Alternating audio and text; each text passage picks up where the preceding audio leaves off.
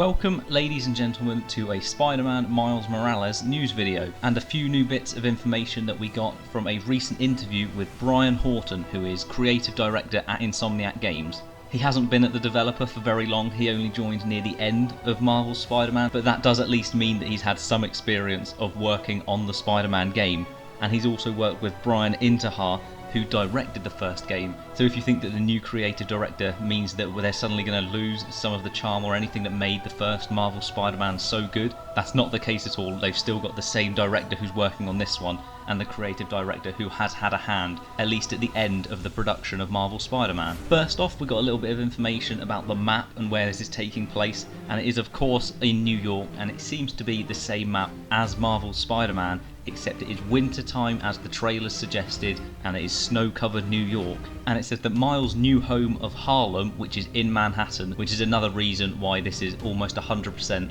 the same map as Marvel's Spider-Man. And it says that Harlem is at the heart of this battle between an energy corporation and a high-tech criminal army. So that high-tech criminal army is most likely what we saw in the trailers with the purple weaponry. That could well be a link to the Prowler as well, as his outfit actually features quite a lot of purple and it's the main colour synonymous with him. That energy corporation could quite easily also be Roxxon. They've featured in the Marvel's Cloak and Dagger series, and they've been in Marvel Comics for quite a long time now, and I wouldn't be surprised at all to find out that the energy corporation is Roxxon, or maybe it's just another branch of Oscorp and you're dealing with Osborn once again. This new story is set to feature new set pieces, fresh villains and unique quests across New York. So that fresh villains is a key here. So none of the Sinister Six who showed up in Spider-Man PS4 are likely to show up in this game, and if they do, it'll only be for about one mission, I'd guess, before the focus switches straight back onto these new villains that we're going to get to experience. One of whom could absolutely be the Prowler. We haven't seen Aaron Davis at all yet. We've only seen his brother and Miles' dad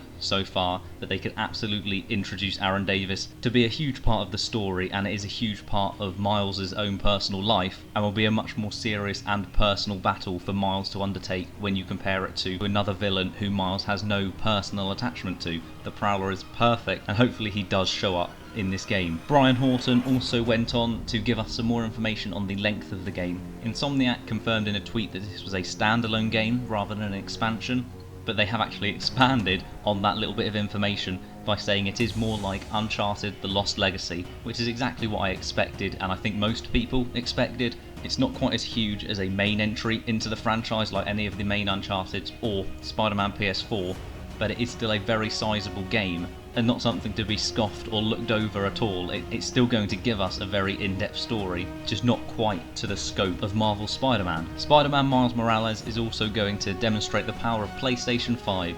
The game will show off near instant loading, which is very exciting, and Ratchet & Clank, another Insomniac game that is coming out on the PlayStation 5, is taking full advantage of that with teleporting between entire dimensions in mere seconds. So Insomniac have really gone out of their way to take advantage of everything the PlayStation 5 is giving them. There will also be ray tracing, 3D audio and the DualSense controller, and the characters have been upgraded with 4D scans and improved shading for realistic looking characters.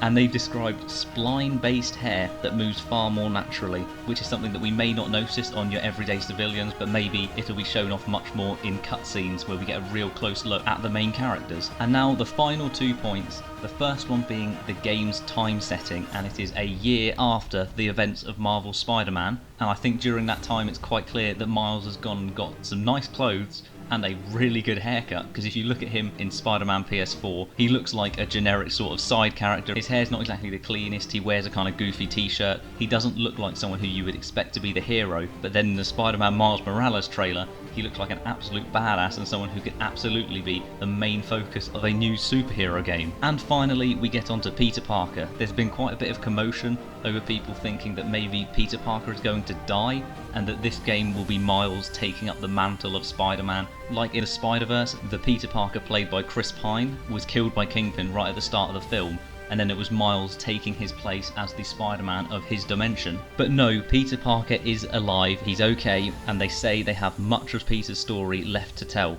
but this game is purely focused on Miles, so I assume Peter will only show up in phone calls and maybe 1 or 2 cutscenes, and they are letting all of the spotlight be focused on Miles. And that is everything for this video. It was an interview that answered a few questions that had been thrown at Insomniac over the last week. And tonight is the Star Wars Squadron gameplay reveal. If you're in UK time, the EA Play event itself is starting at midnight, and FIFA 21 and Madden 21 I believe are being shown off at midnight. So we will either get Star Wars Squadrons immediately, or it won't happen until closer to 1 o'clock, at least in UK time. That's about 4 PM Pacific time, so if you're in America this is the perfect time to watch EA Play. If you're not, and you're in the UK like me, then it'll be just a bit of a later night for you. But thank you for watching this video, leave a like if you enjoyed, and hopefully I will see you next time.